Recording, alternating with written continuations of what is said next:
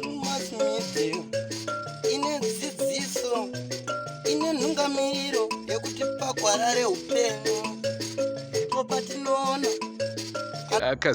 kazuwai muri yezimbabwe kusangana kwatiri kuita nhasi rarimwe zuva tiri munzvimbo yemashonani central province Mount Darwin tiri paold rank yemumount Darwin ndopatatika timbokurukura tidzoke tinzwe kuti nhau yatakambobata yemubobobo yamira sei. Saka ndonyaya yatisvitsa kuno utini ngiyaphela uthini salibona izizalwane zeZimbabwe hayi phela sihlangana njalo kolunye uhlelo namhla siphendukile njalo eMount Darwin lisakhumbula indaba leyana esake salifakela yona phela eMbobobo abantu ade bekhala ukuthi abantu besifazane bayasetshenziswa ukuthi uvuka ngani ubule ndoda kodwa wena ungakwazi ukuthi mbani okwenzayo. Siyakwazi ukuthi kulalabo abasanda kusixhuma abangayazi indaba yeneyo yakwanisa ukuhamba back ku Drewmas media phela usearche Mubobobo uyahlithola indaba yangikhona ukuthi uzwisise ukuthi kuhamba njani. So namhla sizolinika i-update ukuthi size siphenduke laphayana kwasala kuhamba njani, kwaba le change yini kumbe kulokhe kunjalo. Chatingade kukuzisa itisatapinda munyaya yanhasi ndechekuti nyaya iyi yakaendeswa kwamambo. Vakamhangara kwamambo kuti tisikukwanisa kugara nemunhu akadai nekuda kwemareasons avo. Kwamambo kwacho tinonzwa tiri kuedza kubatana nawo mambo kana tavabata aiwa tichange tichikuzivisai. Asi kwamambo musi wedare haana kuenda mucomplain, haana kuenda. The following time yakanzi alright dare rako musi wakati, musi iwoyo futi haana kuenda mumhangari. Uyo wacho ari kumhangarirwa aingova aripo nguva dzese, zvakabva zvaita kuti nyaya iraswe inzi aiwa haina musoro nekuda kwekuti hapana ari kuuya kuzoti vamire nenhau iyoyo. Yebo muli yeZimbabwe kuthiwa kulo one of vafazi wamtholayo wamubamba esenza into yeneyo yokusebenzisela abantu umbobobo, kuthiwa wayoripota phela indaba enkosini, kodwa inkosi yathi sifuna ukuthi ibuse phela umuntu owaripotayo waswelakala kodwa owaripotelwayo ubekhona umnikazi wendaba. Saka indaba le icine siyichiwa ngoba phela bekungela umuntu wangikhona wakhuluma indaba le njalo. Plus enye indaba ngeyokuthi abantu abaningi bebekhala befuna ukuncediseka kodwa ekuhambeni kamama lo katshengisanga katshelanga abanye ukuthi bebekhona kasabambekanga. Ngingazi ukuthi ikwesaba yini kumbe indaba yomsebenzi. As generally in short vanhu vari kutya hatizive kuti kubva zvatabva kuzosvika tiuye zvinezvi chii chanyasoshanduka. Asi vamwe vari kuti nekuda kwemubobobo uyu akautora unoitisa mari. Hanzi ndo chikonzero chakaita kuti even mukadzi wacho asajamuka totiwo ndakuenda kwedu nekuti ndo zviri kumuchengeta. Tiri kutaura zviri kutaurwa nevanhu kwete zvatinoziva. Aiwa isu hapana chatinoziva, tiri kudhila nezvekuudzwa. Saka zviri kunzi ndo mamira akaita muchinda uyu hanzi ane bag ende wese anenge auda kumuripotera anomupa bag. Kusvika vanhu vazotaura kwatiri veDrewmas media kuti aiwaka tiunzireiwo vana sekuru vazobata. Isusu utungamiri ukatipa go ahead, tinoswera tauya navo, tinodzifambira. Nzvimbo yocheneswa kana kuti hapana angade kuti mudzimai wake ange achishandiswa. Singazi muli yeZimbabwe ngoba kuthiwa umnikazi lo osebenzisa umbobobo osebenzisela abantu kuthiwa ule mali, njalo nje umbobobo wakhona kuthiwa uyawusebenzisa ukuthi azuze imali. Khonapho lathi asisakwazi ukuthi kungabe yinto eyayenza ukuthi owaripotayo lo engabuyini kumbe wayesenikwe imali, asazi ukuthi wakusebenzisa njani ngoba yena ubekhona kazange aswelakale. Hayi abanye sebekhalile babuya phela bathi hayi akula into ehambile, sesicela phela nxa kuyikuthi indaba le kayibuseki kuhle ezinkosini kubuye laba benze ezomoya, bengaba ngokhulu, bengaba ngomadzimai, bengaba ngobani, ngoba kwesinye isikhathi uyakwanisa engayisiyo umuntu ade simcabangela ukuthi ulakho kodwa kumbe bebaningi bekhona benza into enjalo. Labo sebeyesabela izimpilo zabo ukuthi kabasaphilanga kuhle ngoba into ade senzakala lokhu isenzakala. Senkwazise tinokurudzira kusubscribe kuDrewmas media. Drewmas media taking you to another level. Kazuwai mhuri yeZimbabwe isu zvakare tadzoka vagari veMount Darwin auyawo semadzimai takamboti taurei nezvenhau yemubobobo. mushure menguva yati pfurei chana. So zvadaro nyaya yakataurika but hapana matanho akatorwa. Zvichakadaro taifunga kuti sezvo zvinhu zvafumuka kudaro zvichapera, but still hapana zvikutoita wese. Saka tiri kukumbirawo semadzimai kuti patorwewo matanho, kana vanobatsira zvavo vechipostori vatibatsirewo. Zvichida tiri kunanga munhu asiri, zvichida hana zvaanoziva, panotoriwo nemumwe ari kutozviita iye akawanda ake. Tiri kungoda kungoti tibatsirwewo, dambudziko ripere matiri. Ndava zviri kuramba zvichingoti afekta, zvoramba zvichitirwadza kuti zviri kumbonyanzoitirwei. Taifunga kuti mabatirwo azvikaita izvi zvichapera, but still zviri kutoramba zvichiita wese.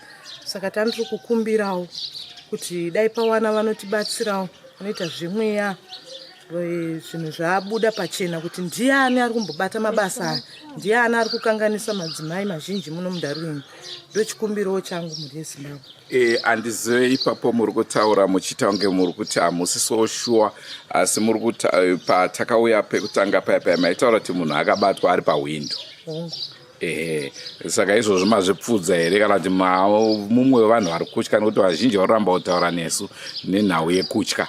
No, haisi nyaya yekuti kuzviita zvipfudza. Sechinhu chakaitika tikabata munhu kuti uyu ndiye ari kuita izvi, takamubata zveshuwa munhu akabatwa ari pahwindo achiita basa iri. Saka hatizozivi kuti ndiye ega here kana kuti panotoriwo nevamwe, pamwe anenge aine vamwe vake vaanenge achifamba navo.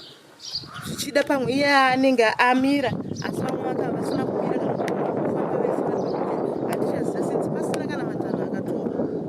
Pamwe vanenge vane zvavanenge vakaona kuti asa ndiye munhu haana zvaari kuita zvaari kuita. Saka isi takuchikumbirawo nekuti tiri kuramba tichisangana nawo matambudziko iwayo. Saka takuda kuti tibatsirwewo pamweya chaipo, kana asiri haasiri, kana ari ega, zvivewo neshanduko mukurarama kwedu.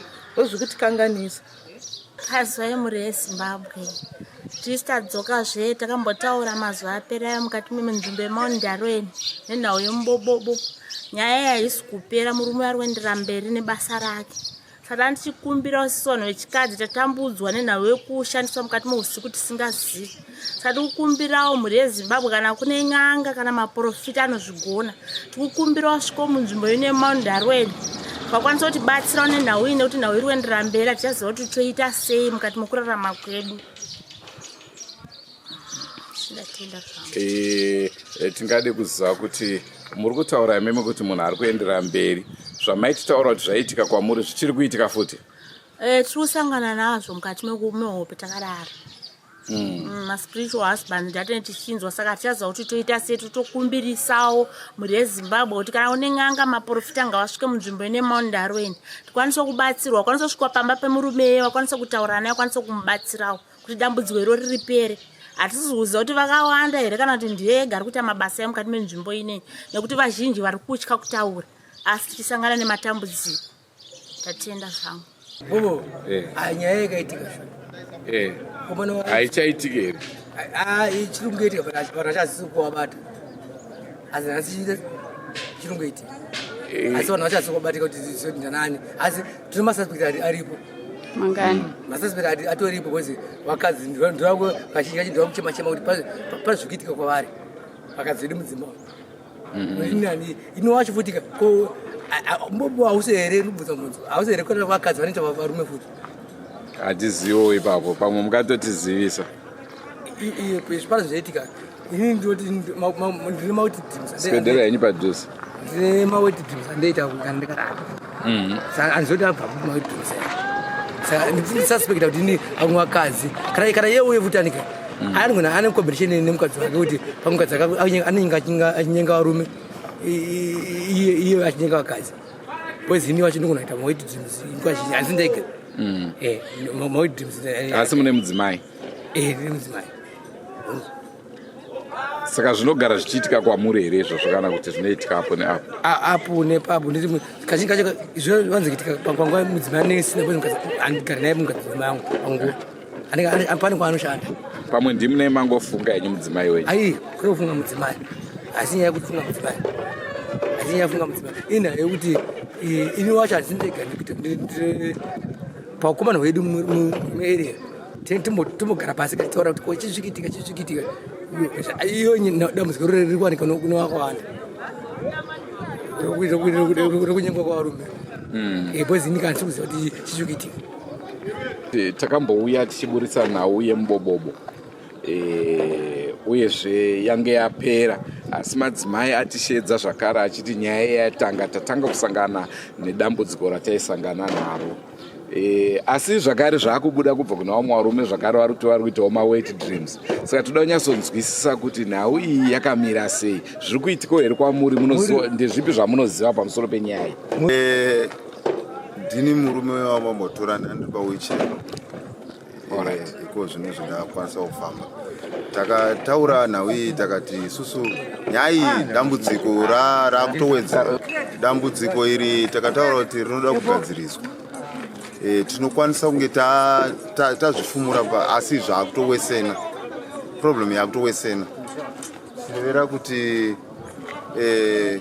panhamba yanga ichitotaura bhozi nemazuva acho akazvikaitika akamboti budei wabva wadzoka. Saka zvireva kuti kana akatonovandudzwa ende akadzoka akataura kuti hapana zvamunokwanisa kundiita. Saka inini anchikumbirisa hangu kuti ndakamboona muchimbofamba kune nzvimbo dzakawanda kuna magodobori aya ndiwo angakwanisa kutibatsira tikwanise kugadzisa dambudziko riripo, nekuti izvo zvatiri kuita izvi kaizvi mangwana iyo manhere anaya anokwanisa kuyakumba kwangu akutokonzeresa zvakanyanyisa. Ende nyaya yedambudziko harina tombopera, rikutowedzera.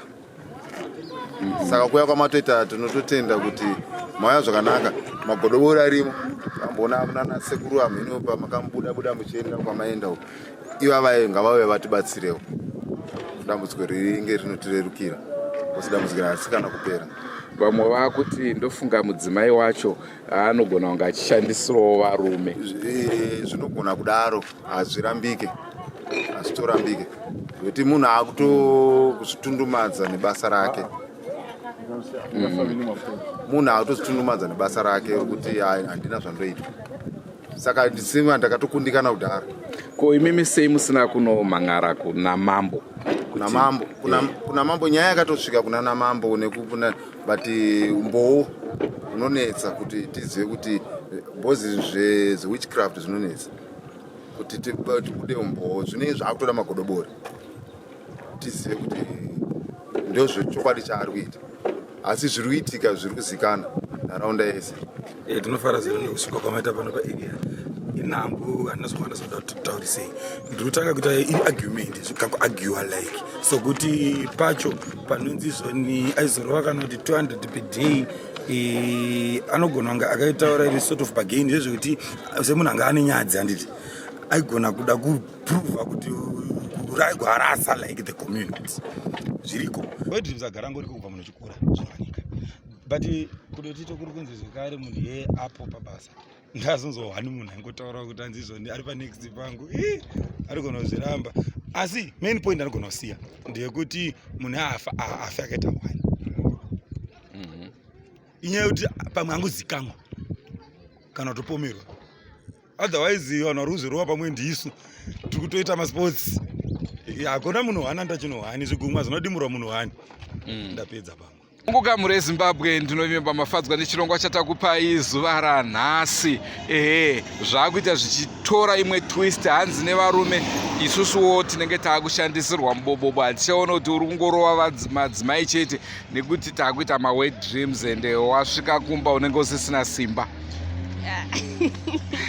Zimbindaba hayi leZimbabwe ngithemba lizizwela de bekhuluma khathesi manje sisukusiba lenye indaba esephuma phela ngoba abesilisa labo sebesithi hayi lathi siba lama wet dreams, sesicabangela lathi ukuthi kulabafazi abenza same thing umnikazi womfazi womuntu lo yenza umbobo umfazi wakhe kumbe la esesisebenzela njengobana bonke kukhanya ngani bayazi imetsi zangikhona ukuthi kuhamba njani. Saka iye zvine zvitiri mushishire kuti tiedze kubatana namambo Kandeya vakwanise kunge vachitiudza kuti nhau iyi iri papi chaipo chaipo, nekuti iye zvino izvi uyu ari kutaura zvake, uyu achitaura zvake, asi ishuviro yedu yekuti dai vanhu vasunungurwa. Isusu zvakare takangomira kupiwa green light yekungoti huyai navo vanobatsira vemubobobo vanoswera wabatwa. Ndoshuviro yedu yekuti vanhu vese vave nemufaro pekupedzesera. Pane nyaya mhuri yezimbabwe kwamanje sesimelele ukuthi sizwe phela inkosi ukuthi iza kuthini, sizama ukuthi siyibambe kade sasikayibambi, sizwe ukuthi kuzahamba njani. Thina lathi simelele ukuthi bengathi hayi Drewmas media go ahead zamani ukuncedisa, lathi siyajabula ukuthi sithola abantu bencedekile ngoba abantu laba sebekhalela usizo, sebekhalela ukuncediswa. Yikho yala besifonela besithi Drewmas media buyani lisincedise. Yebo kungaba yistory echazayo kodwa laba abantu sebehawulile, sebefuna uncedo. Saka regai titekaire abi yedu tichibva munzvimbo ino yeMount Darwin tidzokere kuguta reHarare. Tiri kukupai nyaya dzinenge dzichipisa, ticharamba chikupai nyaya dzinenge dzichipisa. Rangu zita ndinonzi Andrew Neshamba. Elami gama nguThando class intombazana yako Ncube. Don't forget to subscribe to Drewmas Media. Drewmas Media taking you to goodbye my friends. Goodbye my friends. Wakamboonana tichazoonana nerimwe zuva hama dzangu. Goodbye my friends. Goodbye my friends. Wakamboonana tichazoonana nerimwe zuva hama dzangu. Ini ndokwenda kubasa kwangu. Iwe makiwe mkaranga.